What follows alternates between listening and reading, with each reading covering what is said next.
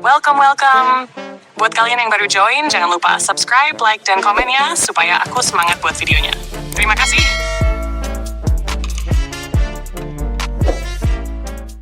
Rahasia si cupu dari kadak pingetannya. Bab 7-9. Rasya sudah siap di atas motor merahnya bersama Kila di jok belakang. Gadis itu terlihat sangat takut berada di atas motor Rasya yang sedari tadi berderu sangat keras. Lelaki itu memainkan pedal gasnya dan menimbulkan suara yang sangat memekakkan telinga. Di samping motor merah itu, ada motor biru milik Radit. Lelaki yang berada di sebelah Rasya tampak tenang dan tidak menimbulkan keributan seperti Rasya. Kepalanya memakai helm full face berwarna biru dan tangannya memegang erat stang motornya, menandakan ia siap untuk melawan Rasya. Radit melirik gadis yang berada di belakang Rasya dari balik kaca helmnya. Gadis itu terlihat sangat ketakutan, dan hal itu membuat Radit merasa khawatir, apalagi mengetahui bahwa Kila tidak memakai helm. Radit tak berpikir bahwa Rasya setegah itu dengan seorang perempuan, dan dirinya pun tak habis pikir kenapa dia sangat peduli pada Kila. Padahal Radit tidak mengenal Kila sama sekali. "Udah siap?" tanya seorang gadis dengan pakaian super mini yang berada di tengah motor Rasya dan Radit. Gadis itu adalah partner pacar mainan Ray yang sengaja ditelepon oleh Ray untuk menambah seru keadaan. Bahkan di sisi kanan dan kiri jalan sudah dipenuhi anggota geng Abstrax lainnya yang dipanggil Leo. Jumlahnya kurang lebih ada 20-an. Hampir semua anggota geng Abstrax langsung datang ketika mendapat pesan bahwa ada balapan antara Radit dan Rasya. Langit sudah mulai menggelap. Deru motor semakin kencang. Radit dan Rasya sudah saling menatap dari balik kaca helm mereka. Tatapan mereka sama-sama mematikan, membuat siapa saja akan ketakutan ketika memandang mata mereka.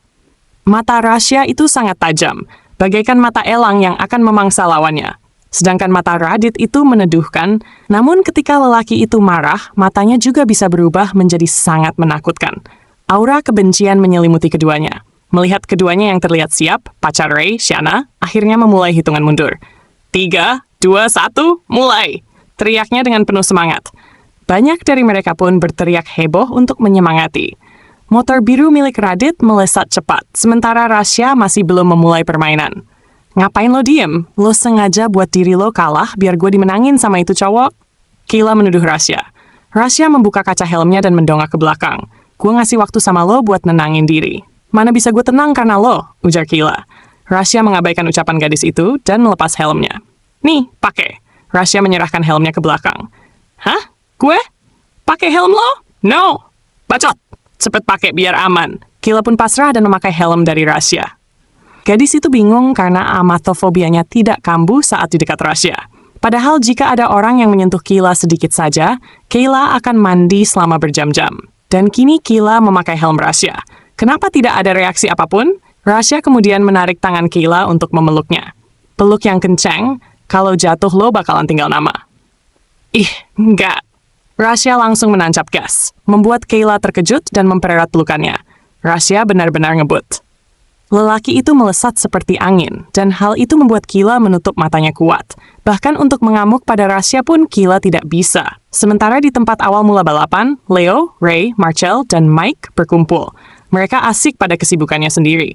"Lo pikir siapa yang bakalan menang?" tanya Leo pada Ray. "Lo nanya nih? Ya udah pasti Nanta lah. Gila aja lo, masa ada yang bisa ngalahin dia?" "Tapi Radit jago juga kan?" "Balapannya, buktinya mereka selalu punya selisih dikit pas terakhirnya," ujar Leo. Mike yang sedari tadi terdiam pun angkat suara, "Itu karena Nanta yang sengaja buat selisih jadi sedikit. Nanta lakuin itu buat mainin Radit," ujar Mike. Lelaki itu selalu bicara sesuatu secara misterius, membuat pendengarnya jadi penasaran. "Maksud lo?" tanya Ray bingung. "Lo bego, mana ngerti yang kayak gitu?" ledek Leo. "Ih, bukan masalah gue bego. Tapi kan emang Nanta nggak bisa ditebak. Buktinya aja tadi dia jahatin Kila, bahkan dia ngancam Kila dengan hal-hal yang nggak bakalan dia lakuin," kata Ray. "Kayaknya Kila udah ganggu ketenangan dia, atau mungkin udah ganggu orang yang disayang sama Rasya deh," ujar Marcel menimpali. Mike tertawa, membuat semua fokus menuju padanya. "Lo yang paling deket sama Rasya, masa belum bisa ngenalin dia sih?" Marcel menjeda kalimatnya sejenak.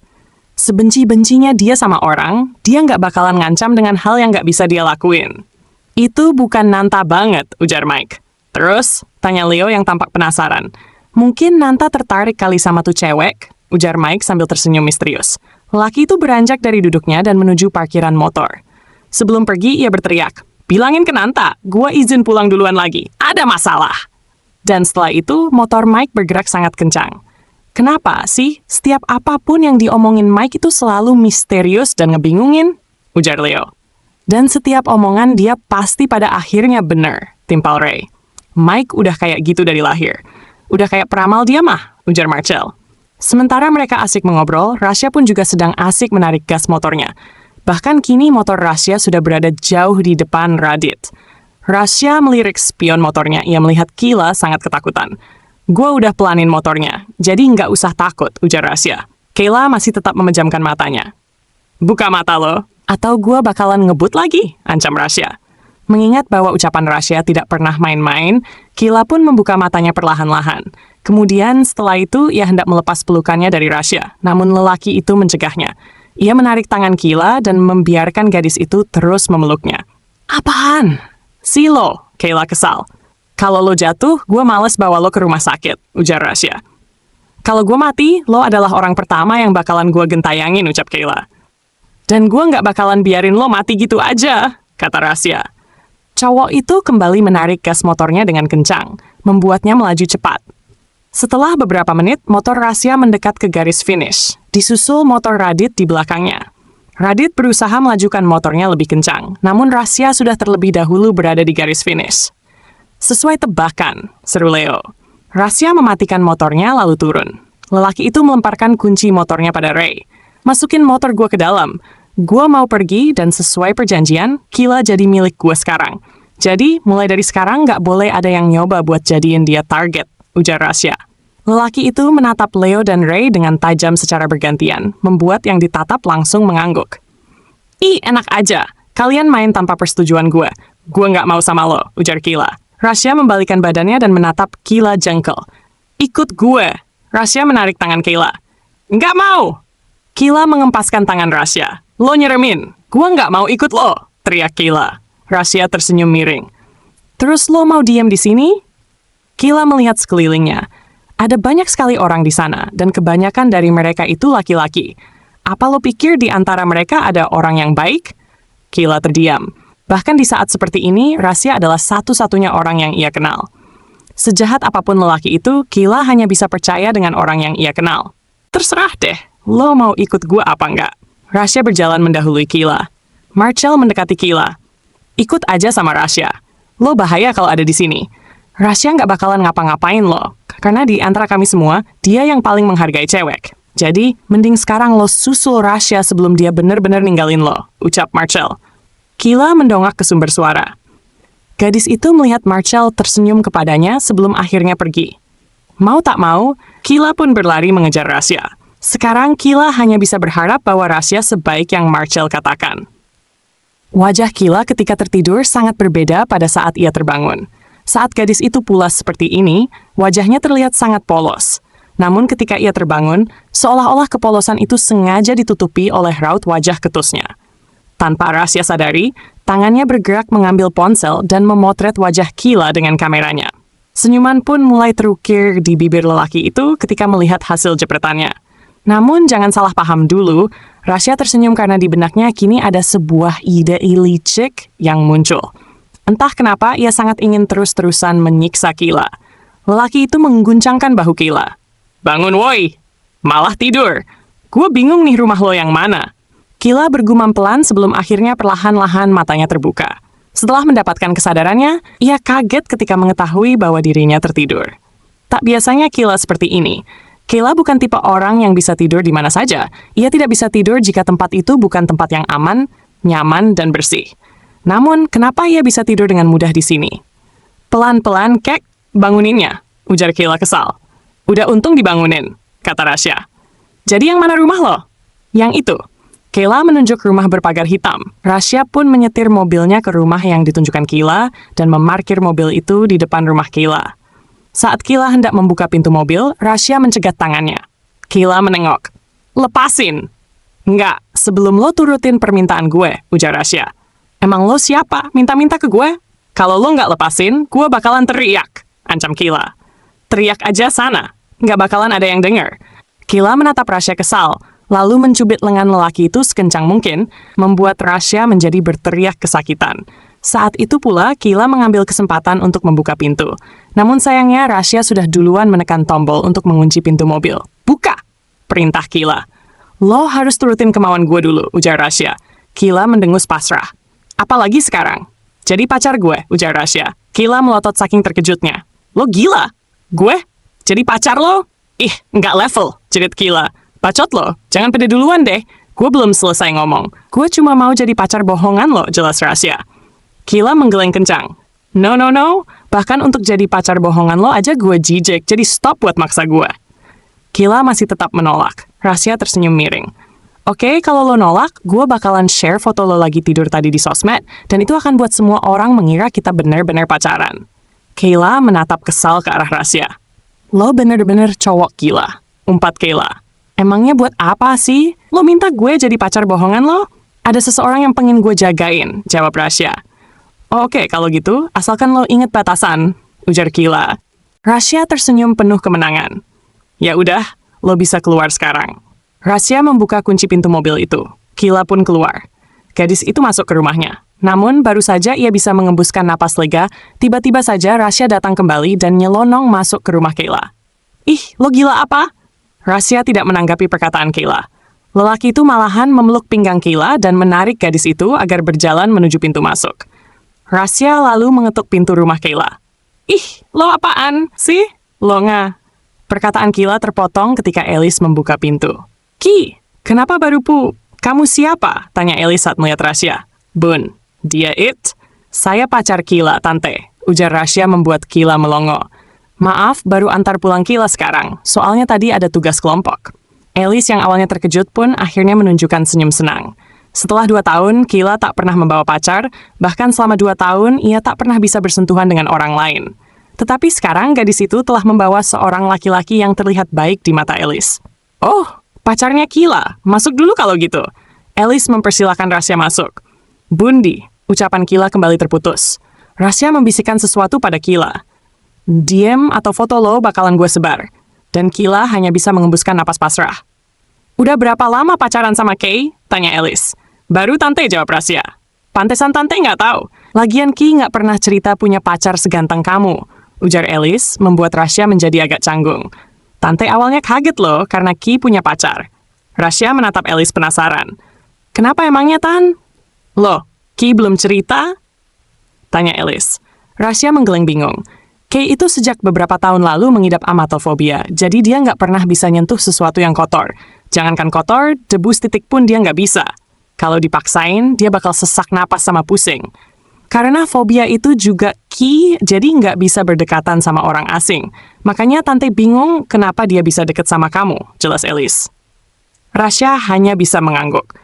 Lelaki itu bingung mau menjawab dengan reaksi apa. Kemudian Rasya meneliti setiap sudut ruangan tersebut sambil mencari seseorang. Tujuan awalnya ke sini hanyalah untuk melihat Mita, namun tampaknya gadis itu tak ada di sini.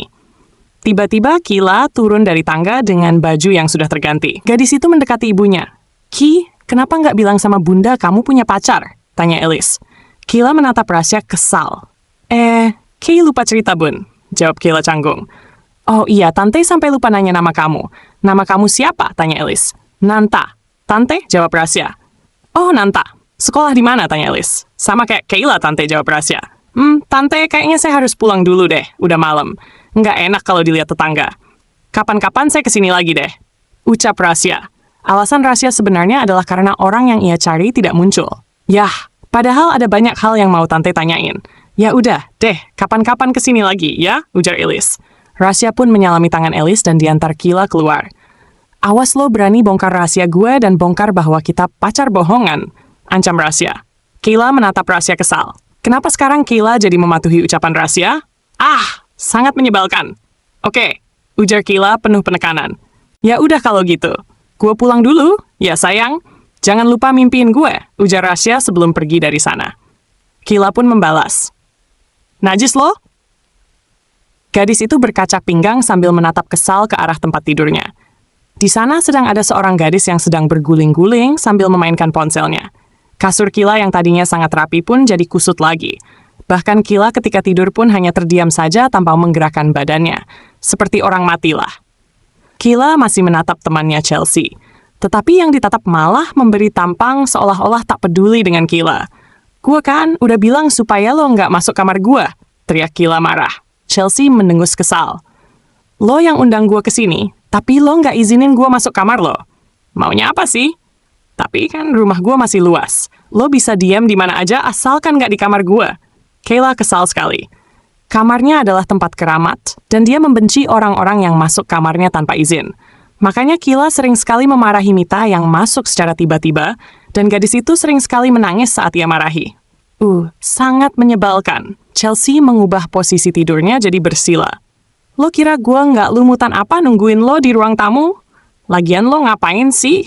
Pakai acara pindah-pindah segala? Dan lo pindah ke tempat kayak gitu lagi. Lo tahu nggak? Satu sekolahan pada ngomongin lo. Mereka bilang lo udah bangkrut lah. Lo itu anak tiri. Lo dibuang sama keluarga lo. Pokoknya gitu deh." Telinga gue sampai panas dengernya, oceh Chelsea. Kayla merebahkan tubuhnya di sebelah Chelsea. Ini semua gara-gara anak pembantu itu. Gara-gara dia, bunda sama ayah marah ke gue terus buat gue pindah sekolah. Ngeselin banget deh pokoknya. "Mana tadi di sekolah ada pengganggu lagi," ujar Kayla sambil membayangkan wajah Rasya yang seharian menjailinya di kelas. "Pengganggu? Siapa?" tanya Chelsea penasaran. "Ada deh," jawab Kayla. Tiba-tiba gadis itu bangun dari tidurnya. "Lo udah bersih-bersih kan sebelum masuk kamar gue?" tanya Kayla sambil memicingkan mata ke arah Chelsea. Memang ada ruangan khusus di sebelah kamar Kayla. Ruangan itu berisi segala macam alat kebersihan. Setiap orang yang ingin masuk ke kamar Kayla harus membersihkan diri ke tempat tersebut. Jika tidak, Kayla akan menjadi gila dan seharian dia tidak akan melakukan apapun selain membersihkan kamarnya. "Belum," jawab Chelsea sambil menyengir. "What?" Kayla berdiri. Gadis itu bersiap menyemprotkan cairan antiseptik ke wajah Chelsea. Dengan sigap, Chelsea menaruh tangannya untuk menutupi wajah. "Anjir, santai dikit dong, gue cuma bercanda. Semua prosedur udah gue lakuin dengan benar," ucap Chelsea. Kayla mengembuskan napas lega. "Lo ngeselin banget sih." Kayla kembali terduduk. "Udah, deh, mending sekarang lo kasih tahu kenapa lo manggil gue ke sini. Nggak biasanya lo manggil gue, ada hal penting apa?" Chelsea akhirnya menyudahi perdebatan singkat mereka. Kayla menghadap ke arah Chelsea. "Gue mau tahu tentang geng Abstracts yang pernah lo ceritain itu," seru Kayla dengan semangat. "Hah?" Chelsea terkejut. "Buat apa? Bukannya lo bilang nggak tertarik?" Kayla bingung mencari alasan. Itu gara-gara teman sekelas pada basking itu gue jadi kepo," ujarnya. "Tumben lo kepo." Chelsea masih curiga kepada Kayla. "Udah deh, cepetan cerita." Chelsea pun akhirnya menarik napas panjang dan mengembuskannya. "Simak informasi akurat gue ini dengan saksama," ujar Chelsea. Kayla membenarkan posisi duduknya. "Siap." Geng Abstracts dibentuk pada tahun 2013 oleh anak-anak nakal di SMP Internasional di Jakarta. Awalnya anggota geng Abstracts ini ada 5, yaitu Nanta, Ray, Leo, Marcel, Mike. Tapi tahun 2016, Radit masuk ke geng ini. Chelsea menarik napas sebelum melanjutkan ceritanya. Awalnya geng ini dibentuk karena keisengan mereka doang. Mereka temenan gara-gara sering bolos bareng. Tapi sekarang geng ini udah jadi besar. Anggota utamanya itu 6 nama gue sebutin itu. Dan anggota lainnya udah ada 30-an atau lebih dari itu. Geng Abstracts ini salah satu geng yang paling ditakuti sama geng lainnya. Preman-preman bisa gemetaran kalau misalnya anggota geng nyebut nama geng Abstracts sebagai ancaman. Makanya banyak yang ikut geng ini. Mereka merasa lebih aman aja masuk geng ini. Nah, itu penjelasan singkat dari geng Abstracts. Dan lanjut ke anggota utama geng Abstracts, atau biasa dikenal dengan sebutan Abstracts Boys. Mulai dari mana ya? Dari yang jabatan paling rendah aja kali ya. Reynald Giraldo, atau sering dipanggil Ray. Cowok ini cuma jadi pelengkap doang di geng ini. Dia orangnya kocak banget, mukanya juga manis banget, tapi jangan berpikir buat deketin dia deh. Dia playboy-nya nggak ketulungan. Dari yang adik kelas sampai kakak kelas pernah dipacarin sama nih orang. Sebutannya itu kadal, karena dia sering ngegombal. Katanya kalau dia udah ngedipin cewek, cewek itu pasti bakalan langsung suka sama dia. Soalnya tampangnya manis-manis nakal gitu. Tapi kalau udah tawuran mah mukanya langsung berubah. Tampang manisnya langsung sangar. Lanjut ke Joseph Tian Leondara, bisa dipanggil Leo. anggota pelengkap juga di Abstract Boys. Kocak juga sih sama kayak Ray, cuma si Leo mukanya nggak ada manis-manisnya. Muka bokep iya. Dia jenis playboy yang jahanam banget deh pokoknya. Kayla terdiam mendengar penjelasan Chelsea tersebut. Tapi kalau urusan sama geng, dia itu care banget. Relay nyawanya demi menang tawuran. Nah, lanjut ke Michael Diraksana atau sering dipanggil Mike. Dia itu otaknya geng Abstracts. Semua strategi licik pasti atas usul dia. Mike ini orangnya misterius gimana gitu. Setiap ngomong itu aneh dan rada nggak jelas. Dia selalu buat kita penasaran dan nebak-nebak apa maksud omongan dia. Dan setiap omongan dia pasti terbukti benar. Kalau dia bilang lawan kita bakalan nyerang kita dari belakang, pasti bakalan terjadi. Mike ini juga orang yang paling nggak pengen ikut campur soal masalah yang terjadi sama anggota geng.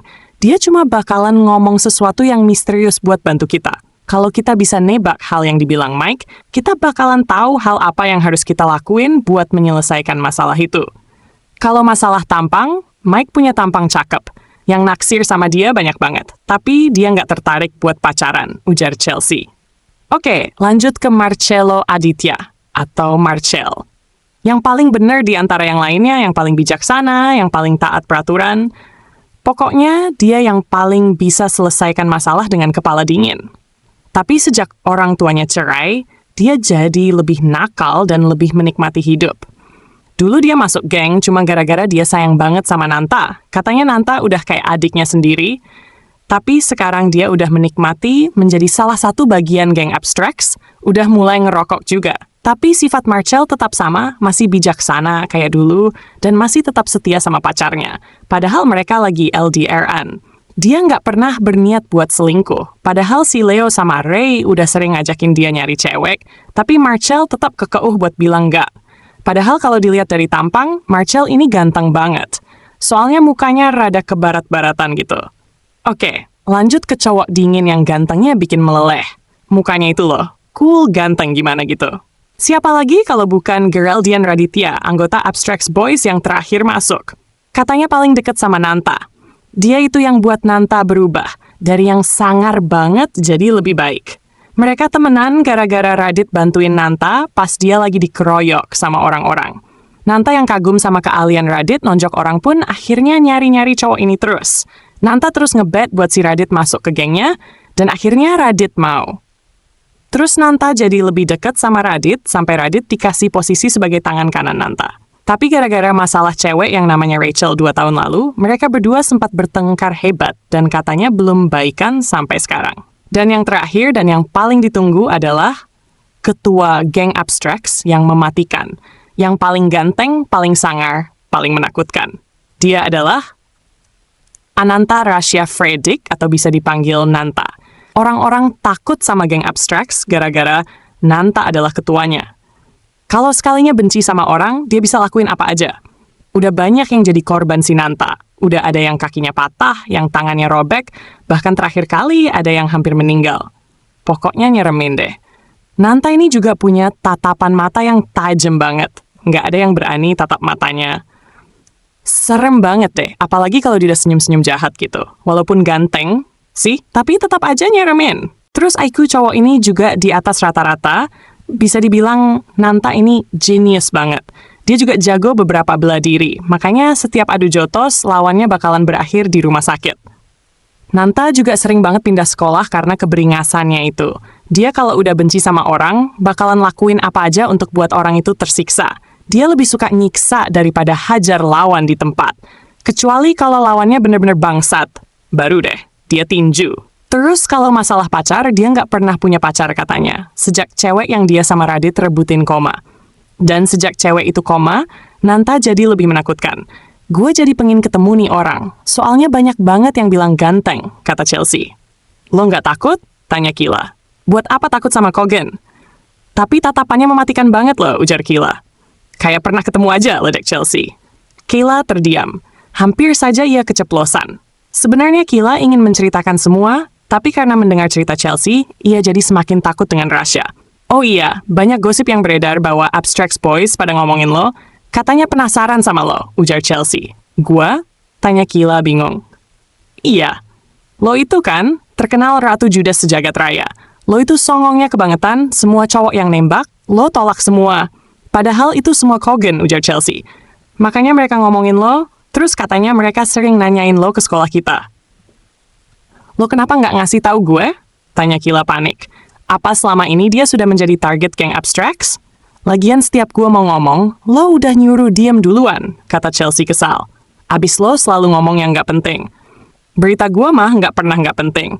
Lo aja yang aneh, masa nggak suka berita Chogen sih? Lo normal? Nggak sih? Chelsea menatap Kila penuh teliti. Kila yang merasa risih pun mendorong Chelsea pelan. Udah deh, mending lo pulang sekarang, usirnya. Gue udah dapat berita langsung ngusir, bayar dulu, ujar Chelsea. Kapan-kapan gue traktir, ucap Kila. Oke, gue kirim alamat tempatnya nanti, ujar Chelsea, lalu bangkit dari duduknya. Baik, Kila. Setelah Chelsea pergi, Kila mengembuskan napasnya. Ternyata geng Abstracts itu benar-benar menyeramkan.